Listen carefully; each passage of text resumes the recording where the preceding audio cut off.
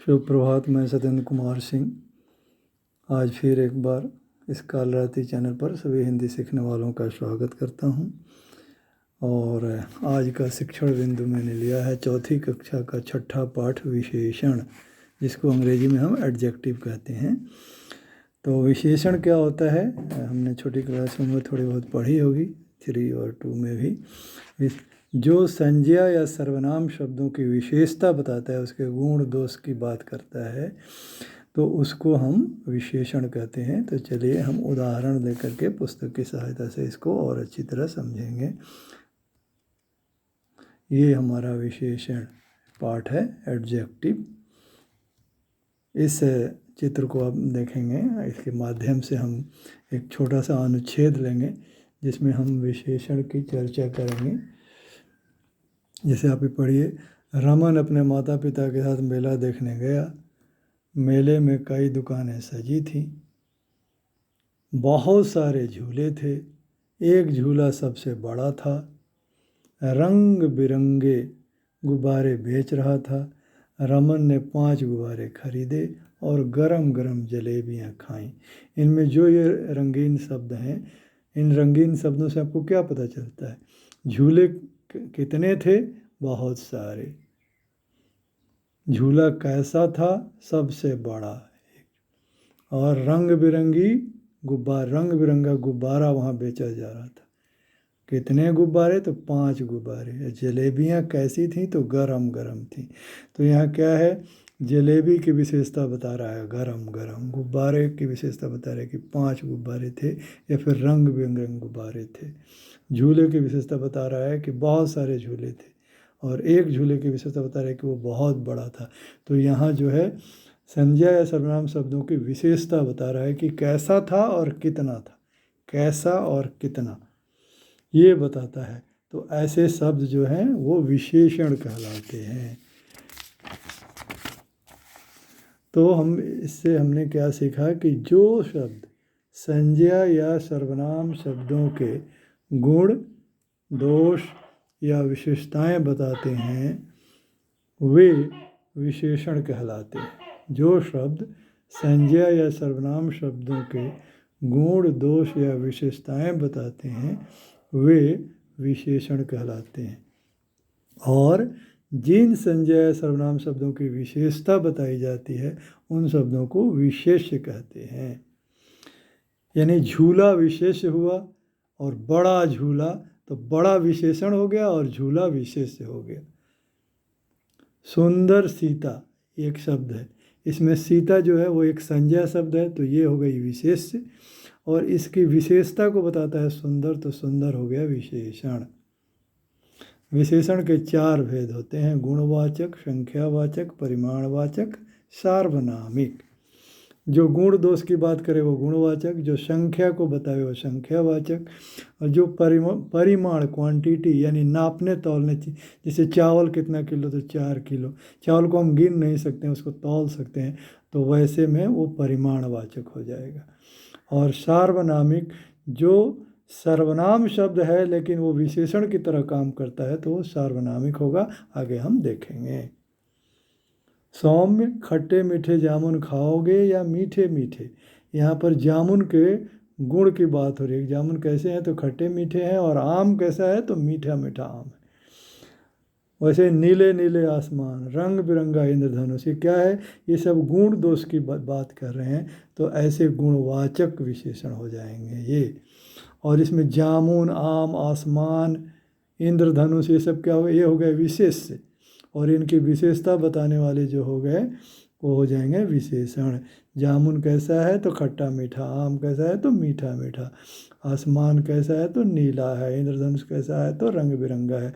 तो ये सब, इंद्रधनुष हो जाएगा विशेष्य, और रंग बिरंगा हो जाएगा विशेषण। आसमान हो जाएगा विशेष्य, और नीला हो जाएगा विशेषण।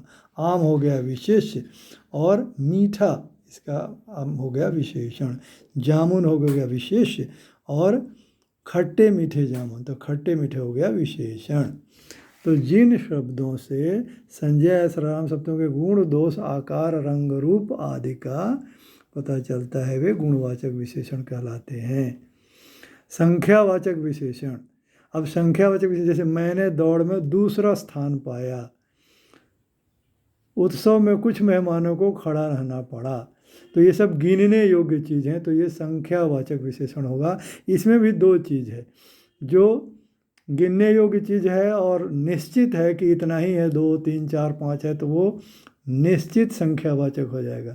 और कुछ मेहमान को हम गिन तो सकते हैं, पर कितने हैं कंफर्म नहीं है, कुछ, जैसे कुछ, तो ऐसे में अनिश्चित।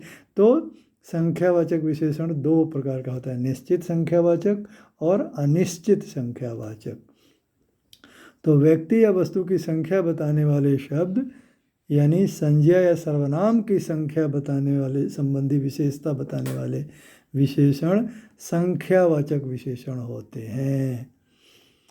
उसमें से जो वस्तु गिनने योग्य हो और संख्या निश्चित हो तो निश्चित संख्यावाचक हो जाएगा, और जो वस्तु गिनने योग्य तो है परंतु संख्या निश्चित नहीं है तो वो अनिश्चित संख्यावाचक विशेषण हो जाएगा।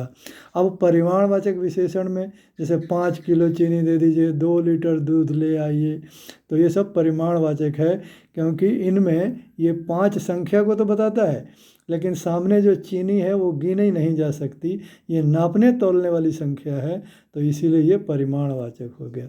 दूध है, दूध का यहाँ 2 एक संख्या तो है, लेकिन दूध को आप गिन नहीं सकते, तौल सकते हैं, तो इसलिए ये परिमाणवाचक हो गया। तो ऐसे किसी वस्तु या वस्तु की मात्रा या माप तौल आदि के विषय में बताने वाले शब्द परिमाणवाचक विशेषण होते हैं। संख्या या गिनती इसमें भी होती है, पर वह मापने तौलने के उद्देश्य से ही होती है। तो संख्यावाचक की भांति इसमें भी निश्चित और अनिश्चित संख्यावाचक होता है। जैसे यहाँ इसमें आप देखेंगे 5 किलो चीनी, 2 लीटर दूध, ये नापने तौलने की चीज़ है, और कंफर्म है कि 5 है या 2 है, तो ये निश्चित संख्यावाचक हो गया, इसलिए मैंने यहाँ निश्चित लिख रखा है। लेकिन एक अनिश्चित संख्यावाचक विशेषण, अनिश्चित परिमाणवाचक विशेषण भी हो सकता है। जैसे थोड़ी चीनी दीजिए, यहाँ चीनी नापने तौलने की वस्तु है, लेकिन कितनी है ये कंफर्म नहीं है, तो ये अनिश्चित परिमाणवाचक विशेषण होगा।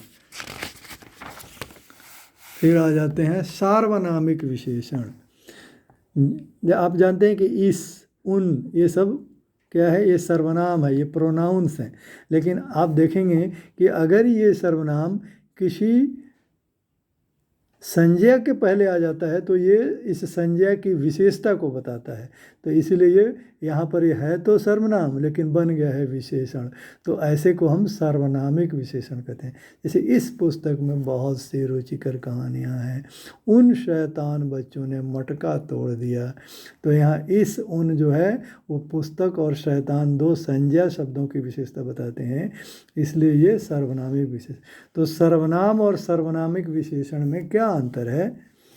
तो सर्वनाम और सार्वनामिक विशेषण में अंतर क्या है?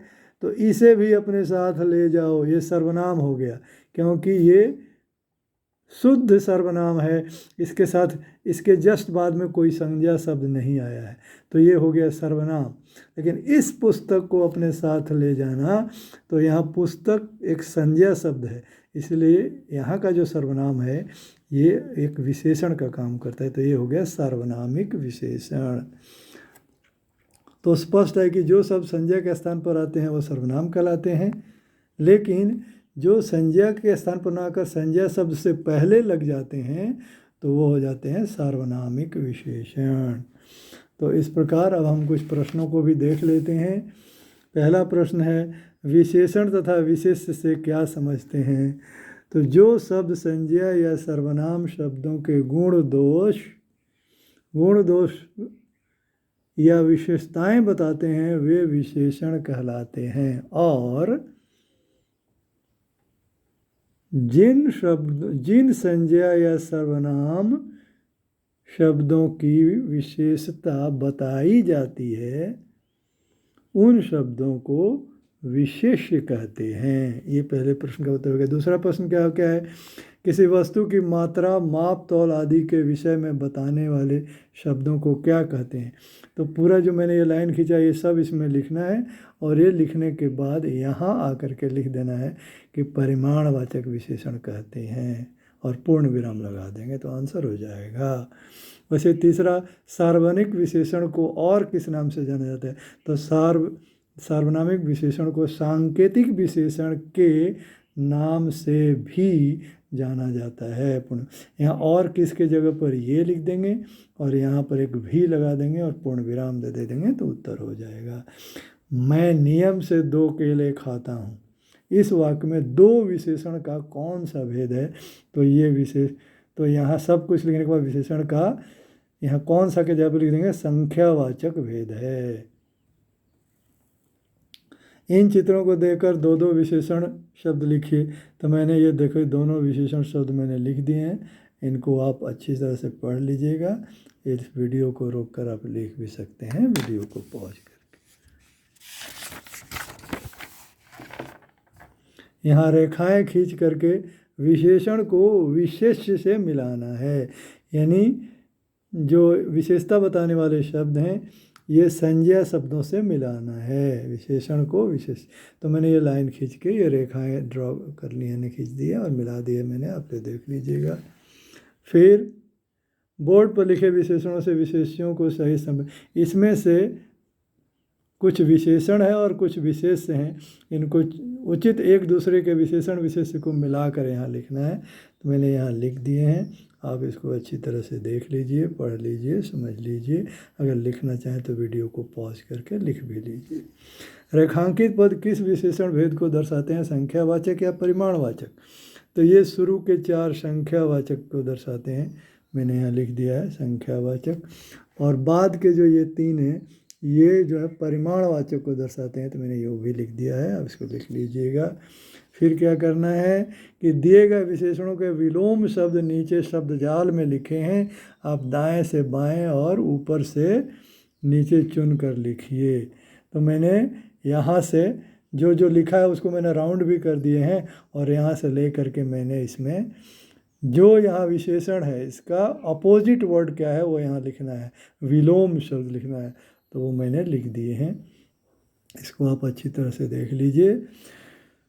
तो अगर ये वीडियो आपको पसंद आ रहा है तो इसको लाइक अवश्य करें और अधिक से अधिक अपने साथियों में इसको बांटें भी, शेयर भी करें ताकि उनको भी इसका लाभ प्राप्त हो सके। चैनल को सब्सक्राइब अवश्य करें और बेल आइकन को दबाकर उसमें ऑल नोटिफिकेशन को क्लिक करें ताकि जब भी कोई नया वीडियो मैं डालूं तो तत्काल उसकी सूचना आपको प्राप्त हो। धन्यवाद।